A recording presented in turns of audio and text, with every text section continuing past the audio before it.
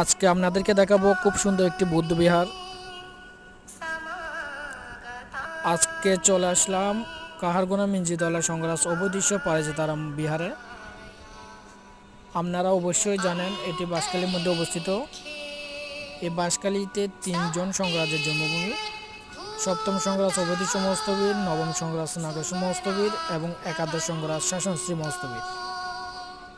তার মধ্যে সপ্তম সংগ্রাস এবং একাদশ সংগ্রাসের জন্মভূমি হচ্ছে এই ছোট্ট গ্রামে। এই গ্রামটি কিন্তু খুব ছোট হলেও এখানে অনেক পুণ্যবান ব্যক্তিদের জন্মভূমি।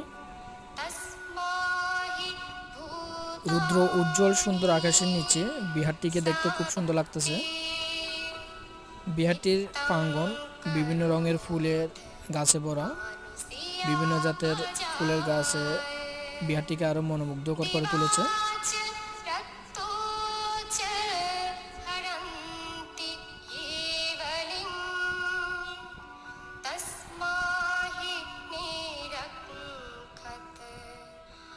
ভিক্ষু সংঘ বসার জন্য যে আসন তৈরি করা হয়েছে তার পিছনে লাগানো হয়েছে বুদ্ধের জন্ম, বুদ্ধত্ব লাভ এবং বুদ্ধের মহাপরিনির্বাণ লাভের ছবি।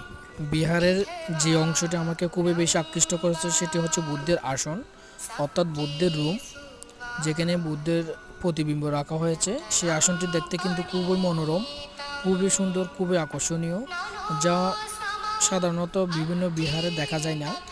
বুদ্ধের আসনে যে কারুকাজগুলো করা হয়েছে ওগুলো অবশ্যই বাইরে থেকে মিস্ত্রি এনে করা হয়েছে। এগুলো কিন্তু অনেক অনেক সুন্দর হয়েছে, যেগুলো আপনারা নিজের চোখে না দেখলে বুঝতে পারবেন না।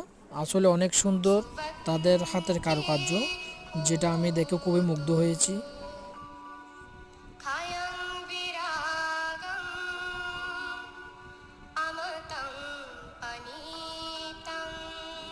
বুদ্ধের আসনে বুদ্ধের প্রতিবিম্ব ছাড়াও রয়েছে সপ্তম সংগ্রাস অবধূত মস্তবীরের প্রতিবিম্ব।